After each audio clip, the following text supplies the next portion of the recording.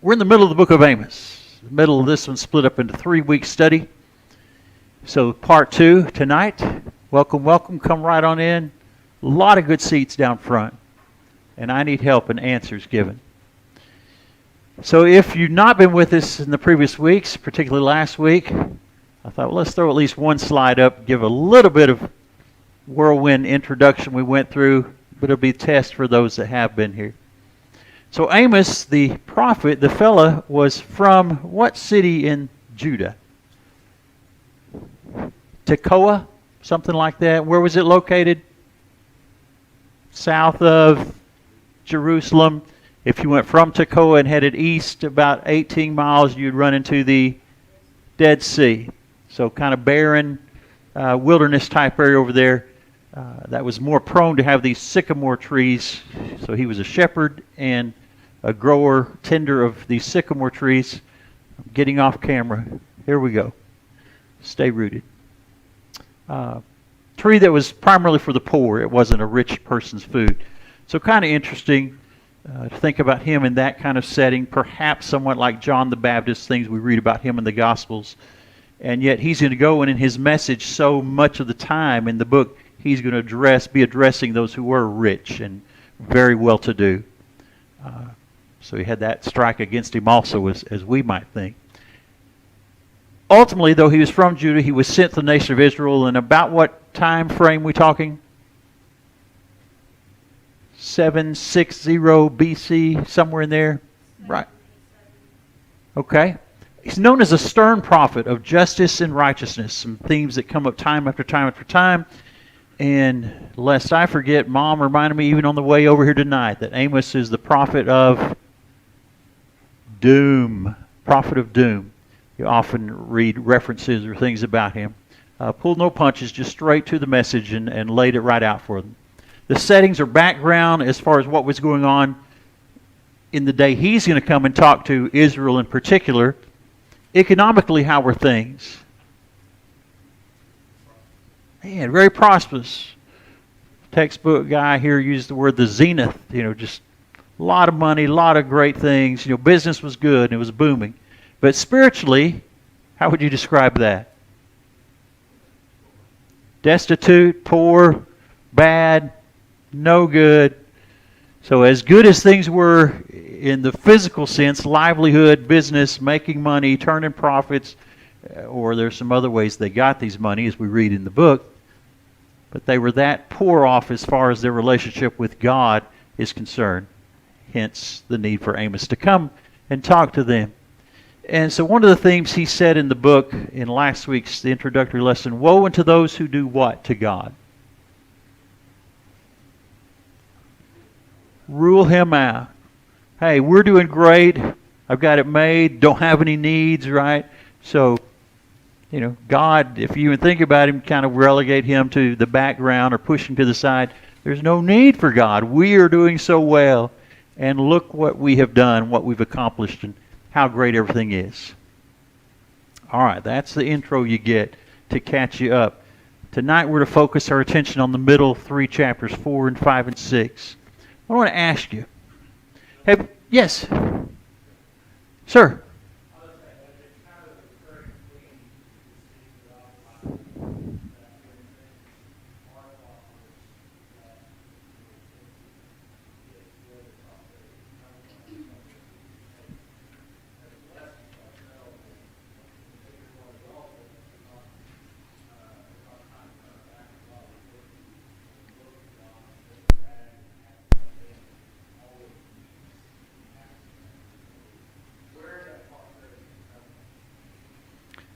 This wasn't the first people that ever did that. Might not be the last. Since you brought it up, thank you. Good point, Nick. Let's go ahead and flip over to Deuteronomy 8. I don't know if you looked at, in the lesson book, he gives us numerous references besides just in the book itself, the book of Amos. But Deuteronomy 8. Where is it? Starting at verse 11. So this is going way, way, way back there, right? Time of when Deuteronomy was written, and God speaking to the people through Moses and such, and bringing them up out of Egypt and headed somewhere. Look at verse 11 following. Beware you don't forget the Lord your God. Don't forget to keep His commandments, His judgments, His statutes, all the things I'm commanding you. Lest, verse 12, when you've eaten and you're full and you've got goodly houses where you're dwelling, you've got herds and flocks multiplying, silver and gold, everything you have is multiplied. It's just looking fantastic and life is great. And you're going to be in a land flowing with milk and honey, particularly the promise at this time. And when that happens and all these things are in abundance and you're just sitting back fat and happy, as we would say. Verse 14, here's the warning. Then thine heart be lifted up, and you forget the Lord your God, who brought you out of Egypt, out of bondage. He led you through the wilderness, through the serpents, scorpions, drought, no water, and He brought water out of a rock. Remember some of the hard times that you went through before the good times, when that's going to come along. He fed you in the wilderness, etc., etc. Verse 17, you say in your heart, my power and the might of mine hand hath gotten me this wealth. I mean, we came in here and we whooped up on all these 7 countries, well, mostly, that were living here, and got rid of them, and we've got all this stuff. Look what we've done. That was the warning, lest you forget the Lord your God. And, exactly as God had warned them. Now we're over in Amos, 760 BC, and we're seeing these things come to pass. May I ask then, have you ever tried to get somebody's attention who doesn't want their attention to be gotten?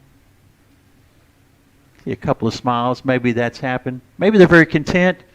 Maybe it's because things are so good, don't bother me. Hopefully it's not just you as the messenger they're not wanting to hear from. That's kind of the picture I hope you see or get as you read through this book.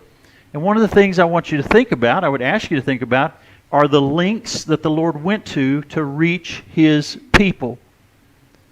We've seen before, Amos isn't the first prophet or the only prophet God ever sent, was he? There have been prophets before him. He's going to send others on down the line, trying to get their attention, Hey, listen, something bad's going to happen. I'm going to tell you, name off the things you're doing wrong that you need to correct. And they just, don't bother me. Times are good. Let me enjoy this. The conditions they were living in kind of seems to be some of their mindset. And although they were in sin, I put the statement up here, and this is not something you can do. I'm just saying this is what it seems they were trying to do or thought they were doing, right? Although they're living in sin, and Amos is going to name off thing after thing, they practiced sacrifices and offerings in great abundance, didn't they? Seemingly as if we do enough good things, enough of these sacrifices, well, that kind of covers or takes care of, So I don't want to listen to this messenger. We're going not only in Jerusalem, but we're going to Bethel and Gilgal and Beersheba, a bunch of places he names to the book. You're going here, there, and everywhere, offering multitudes and multitudes of sacrifices. But those wouldn't take care of their condition before God, no matter how numerous, how many of them they offered up. Need for justice. We've talked about this before. You read through, and these are mostly short books. So in, 9 chapters, maybe 8 or 9 pages in your Bible, when you're just reading through like a short letter and you keep hearing the same word or the same phrase or something, popping up time after time after time, here's one of the ones that Amos kind of focuses on. And why some of those earlier statements about him being a prophet of justice and righteousness. The need for justice. Chapter 5, verse 7. You who turn judgment to wormwood and leave off righteousness. Well, what is justice? Maybe we should start there. He's going to tell them time after time, you're neglecting it, you're ruining justice, you're not observing it. What does it mean, justice? What does it mean to be just? Right? Yeah, keep it simple. Just the fact of right. There's a law, there's a command, you're doing it, you did it right. You did the right thing, did it the right way, just. If you don't, if you break the law, what will we expect the cops and the judge to come in and do? To punish us, to bring justice to us, right? You did this thing wrong, it was a misdemeanor, so you owe a fine of $250. Oh, you did something really bad, a felony, now you're going to pay money, you're going to spend some time in jail, whatever it is. Justice. Well, he says, you've turned justice to wormwood, something decaying, something soft. you're not keeping it up, practicing it, doing it, you've failed in that area. Same chapter, verse 15. Hate the evil and love the good. Establish judgment in the gate. He's been telling them things you're doing wrong. Here it is again. You don't have a proper right sense of justice, right and wrong. They've kind of flipped it, as Isaiah would say. You love the evil, you hate the good. Well, he said you need to establish, get back to a sense of justice, being just, being right according to the commandment of God. Same chapter, verse 24. Let judgment run down as waters. Righteousness is a mighty stream. Some of the, one of the more poetic or literary statements of this book, that he's not really full of those. He's pretty hard-nosed. But I think this is a beautiful picture that justice should be running. It should be that abundant, like a river, like a waterfall, like a stream flowing down. You haven't done that. You need to give some attention to this. In chapter 6, verse 12, you have turned judgment into gall or poison, as the workbook would talk about in here. So that was a great need they had among them. A failure they had was just their justice system really had gone soft or wasn't there. And you see it in some of the ways to the book. What are some of the statements he made? How did they treat the poor? Do you remember? Great justice, mercy, and showing love and kindness to the poor. Oppression, we take bribes of them. We would extract from the poor so that we can build bigger houses and have our ivory palaces, our cushions to sit back on, and food in abundance. They just are so out of whack on these things. Here's another of the phrases down at the bottom, a couple of them. Seek the Lord, and you see a number of times there. Chapter 5, really, again, if you read it, he's just hammering on. Seek me, seek the Lord. This is what you need to do. You've got to look for me. They have ruled out God, as the author put it. In his terms, the Lord is sending the messenger saying, seek me, seek me, seek me. And if they keep failing to do it, by chapter 8, you see the notation there, verse 12. 11 says, the days are coming, God says, I'm going to send a famine in the land. It won't be a famine that there's lack of bread or thirsting for water. It's a famine of hearing the words of the Lord. I mean, right now, I'm sending Amos. He is hammering, hammering, hammering. You need to seek me. You need to seek me. Time's going to come, it gets so bad that when you cry to me, you want to find me, there won't be a messenger in that day. They'll wander from sea to sea, from north to the east, verse 12. They'll run to and fro to seek the word of the Lord and shall not find it. And so all these things we've talked about in our study, almost all of these prophets start with the word of the Lord came to fill in the blank. This guy, Jonah, Amos, Joel, as we keep going through our study. He said, time's coming. You'll need to know it'll be too late. So the point's going to be reached that the Lord would stop extending his hand. And along with the seeking the Lord, there's the phrase, return to me. You need to return to me. And, for this week, hopefully that's one of the first ones jumped out at you if you picked up chapter 4 and reading, because it's in chapter 4, verse 6, yet have you not returned to me. Verse 8, yet have you not returned to me. Verse 9, yet have you not returned to me. 10 again. 11 again. The statement time after time after time. Here's what I've done for you. And now in this set of verses, here's some things God says I've sent to get your attention. What were some of those things out of those 5 or 6 verses right there that he said? I did this, but you didn't return to me. I did this, you didn't return. Do you remember any of those things God had sent? Famine. I've sent famine. Drought. Locusts. Plagues. Pestilence. Would it be similar to the ones I sent back on Pharaoh in Egypt? Overthrowing your cities. I mean, all this stuff. And how did they react? Ignore. It's like a bad day at the market, to put it back in their economic terms, right? Things are so good, you're going to have some bad things happen, So what? go over here, there's no food or rain here, but we can go somewhere else and get it or buy it or do whatever we need to. They just kept on ignoring God. All of these things. His stern message. I would love to read through all of this. Maybe we can go through some of the passages tonight. Trying to hit these different ways from week to week. Find a way that's interesting to different people without just sitting and reading straight through a book. But sometimes we're going through the questions, we're going through other references and such. But back in chapter 3, maybe we can hit just a few highlights of some of these different things. He titles this in the outline, Israel is condemned because of sins against the God of hosts, really chapter 3 through chapter 6. And that's because, remember, how did he start the book? Did he just come right out talking to Israelites? We listed off 8, right? He went with 8 different messages to other nations or cities or countries around them. And we talked about the influence the Israelites are getting from these other people. But God is no respecter of persons. Peter learns that in Acts 10, right? He that feareth God and does righteousness will be accepted of him. That would have been true if you lived at Tyre or Gaza or among the Ammonites or the Edomites, any of these places that he talks to. And then he does finally focus his attention on Israel and even Judah, on his own people.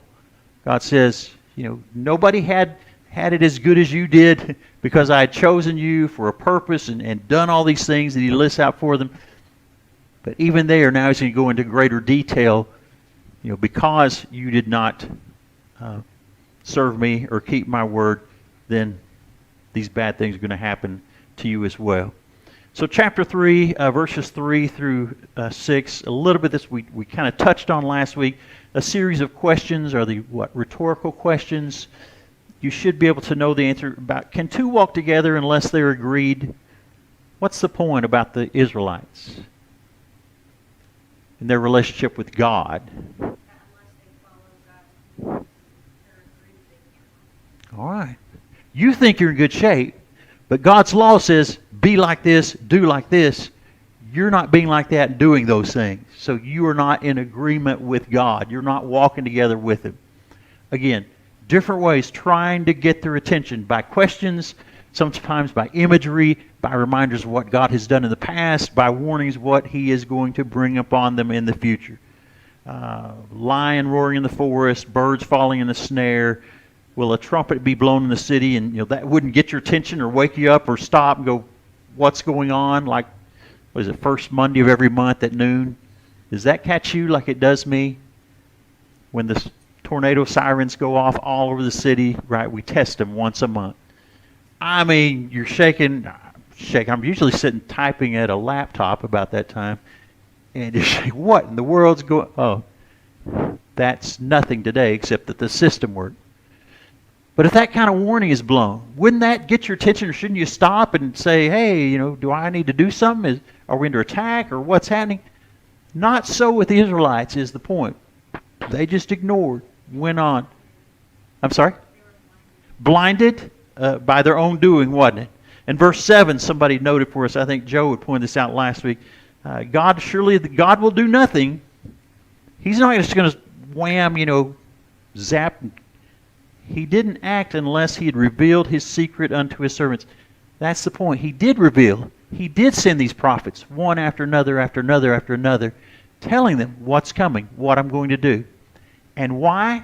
It's because of, that was in the first couple of chapters. If you weren't here, you missed it. For 3 transgressions and yet for 4.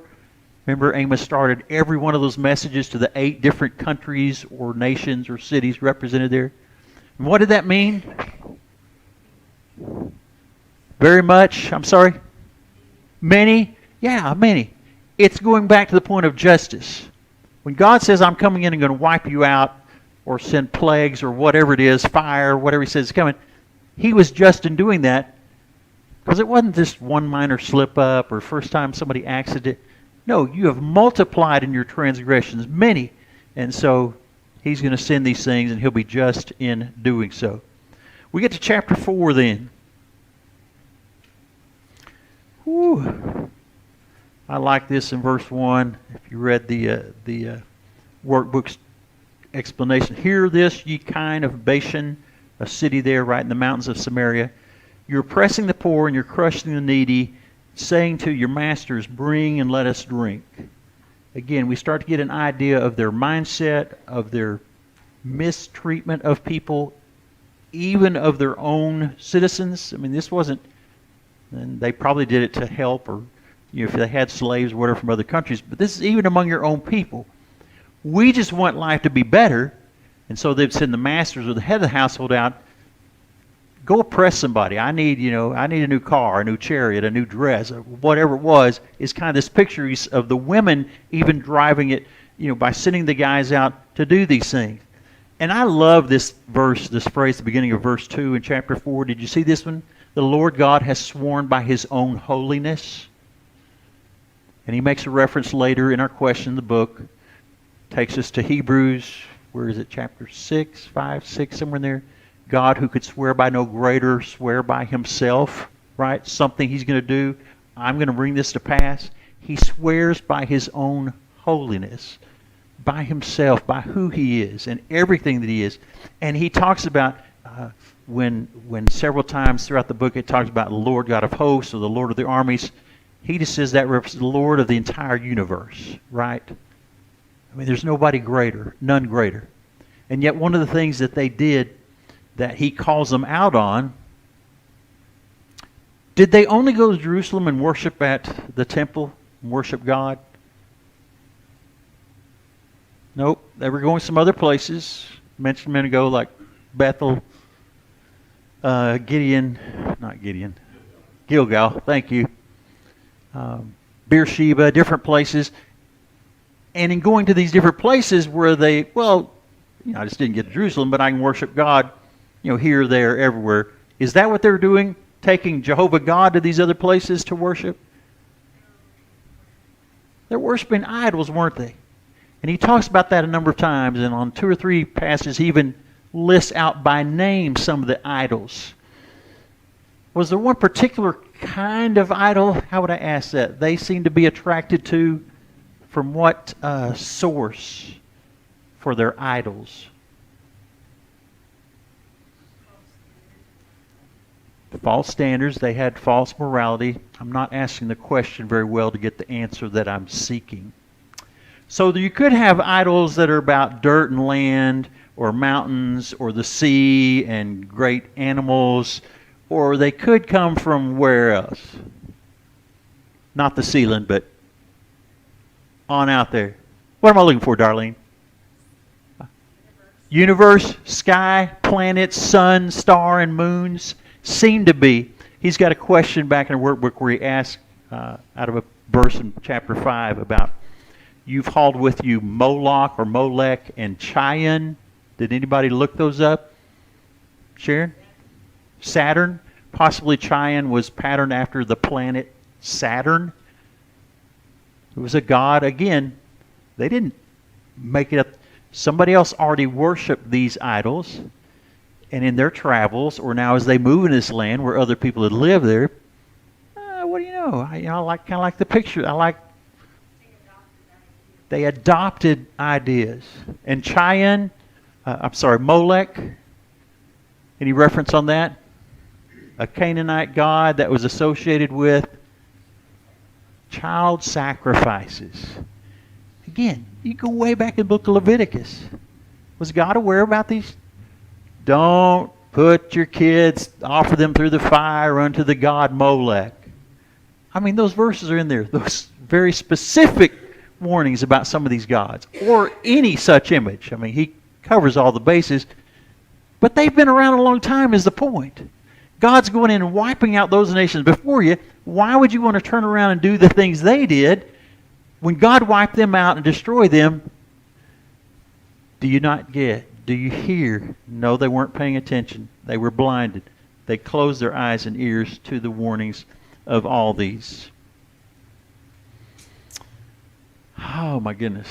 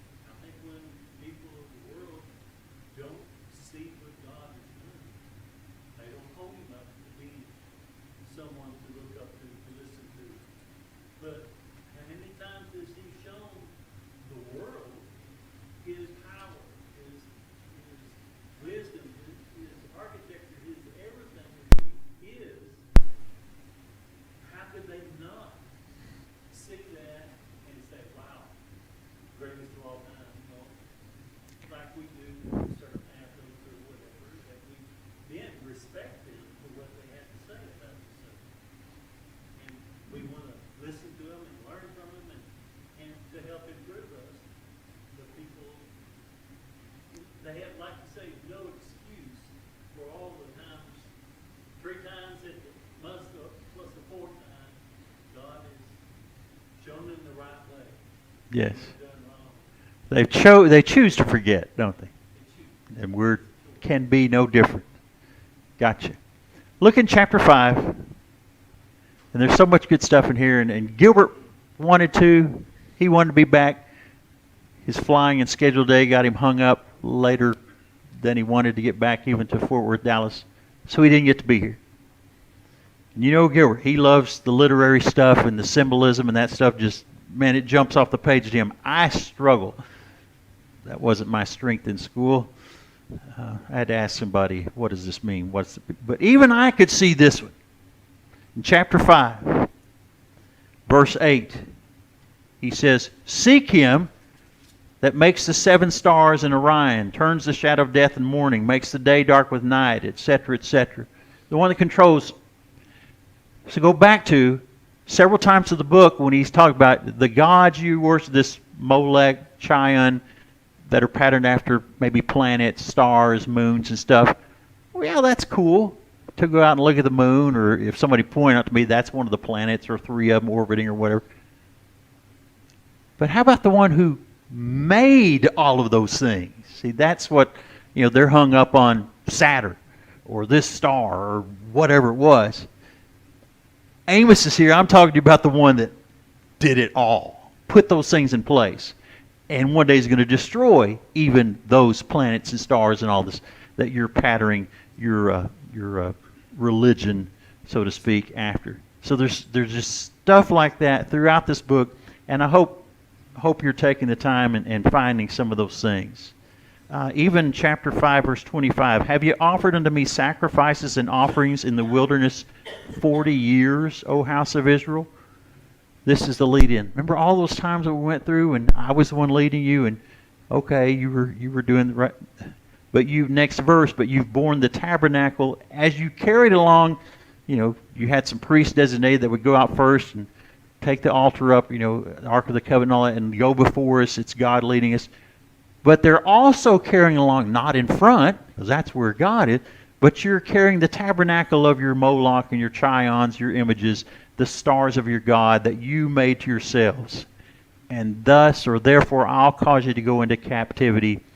It's going to be up north, this nation that's coming, beyond Damascus, up to the north or the northeast, says the Lord, whose name is the God of hosts.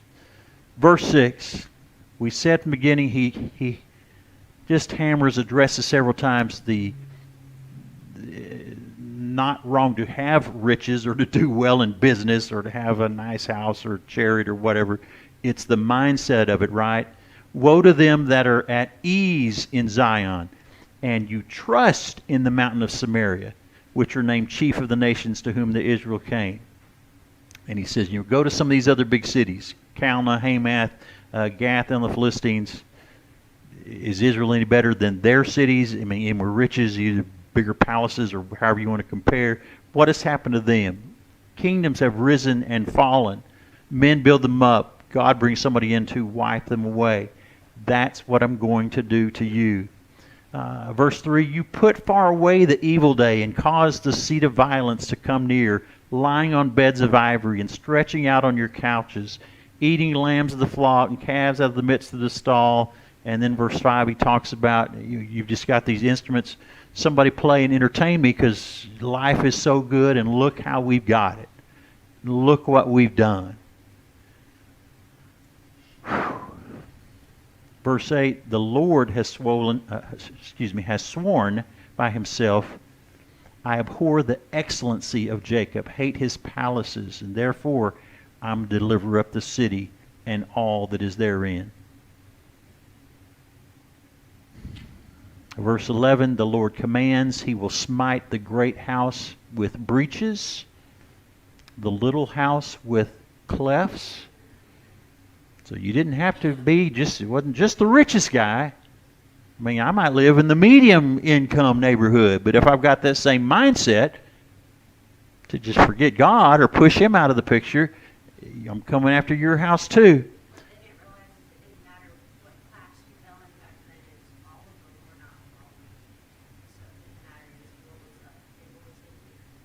in their heart, in their mind, wasn't it? There's a couple more of those words that, again, as you read through them, and when breaches or clefts or something like this keeps coming up different places, maybe you stop and take notes. What's he mean by using that imagery and something being broken down or shattered or what have you? 13, still in chapter 6, you which rejoice in a thing of naught, which say, have we not taken to us horns by our own strength? When he's been through the previous couple of chapters. Pause. You remember Acts chapter 7, there's a very long sermon, we call it that, Stephen speaking. And what does Stephen do for those Israelites there? It's kind of a history lesson, a summary of the whole Bible from Genesis up to then. Not every verse, every story, but a whole bunch of them. Amos did that also for Israel. Shorter version, but within this book in the previous couple of chapters. And now for all that, you're saying, look what we've done by our own strength. Behold, I will raise up against you a nation, O house of Israel, says the Lord God of hosts.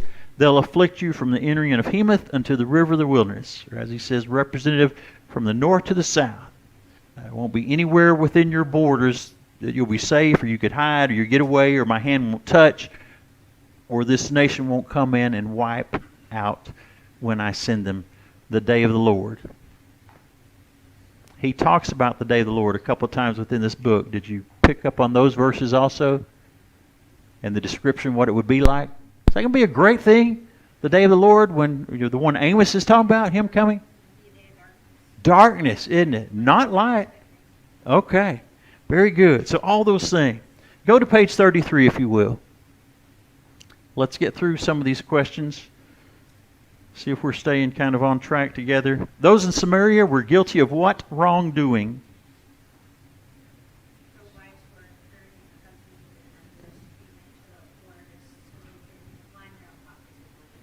There we go. Right. The selfish reason behind it, isn't it? Yeah. Okay. Some of the different punishments. Number 2, God had brought. We talked about those. The one of bread or famine. Withholding rain at times. Sending blasting and mildew and the palmer worm out to eat the crops and everything. The pestilence and slaying young men. Overthrowing entire cities as Sodom and Gomorrah. We don't have the details of that in all these places, but God says, I've done this and this and this and this. Because his judgment was sure to come, what was Israel told to do? Seek him. In 4 verse 12, prepare to meet thy God. That day's coming. There won't be any more words. The words will be over. And you'll wish you had listened.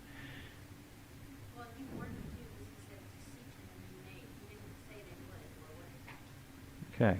He told them. How does he describe the Lord, the God of hosts? The one who did what kinds of things? This is the God that forms mountains, creates the very spirit, the wind or the spirit inside of man, makes the morning dark, treads the high places, all these things. 5, we've looked at some of these passages. Israel's told to seek ye me, seek the Lord, seek him that maketh the stars and the planets and all those. Number 6, though Israel sought the day of the Lord. Oh, okay, day of the Lord, sounds good, bring it on. Well, what's it going to be like? Darkness, and the imagery here, if you flee from a lion, got away from the lion, there's a bear waiting. Man, run inside the house, I'm safe, I'm in this nice warm environment. Lean against the wall or sit down and serpent bite you. There's something in there. You can't get away. God will be there. They were offering in worship. Man, burnt offerings, meat offerings, peace offerings. Weren't those the kind of things you go back in Leviticus and Deuteronomy, all that, really exciting reading. Isn't that what they were supposed to do? But God says, I will not accept your offerings. Why not? False standards. They intermixed it with idols. It wasn't just about God. Doing it kind of because we have to, but I don't think we really need to. Woe to those who are at ease in Zion, number 8. We just read the verses in chapter 6, the beds of ivory stretched out on their couches, eating, the very fine foods, and God's going to raise up against them a nation. Israel repented when God brought punishment upon them. False. They did not. Yet you did not repent and turn to me. He repeats it like 5 times in about 6 verses there. Judgment and righteousness abounded in Israel. No, they need to. Let it be like rivers flowing down. That's how much justice is needed. It would take a long ways to get there. They desired the day of the Lord, were promised happiness when it came. Ooh, false. It would be darkness, not light, not good. God will accept any kind of worship just so we offer something. False. 5 verse 22. I will not accept them, will not regard the peace offerings.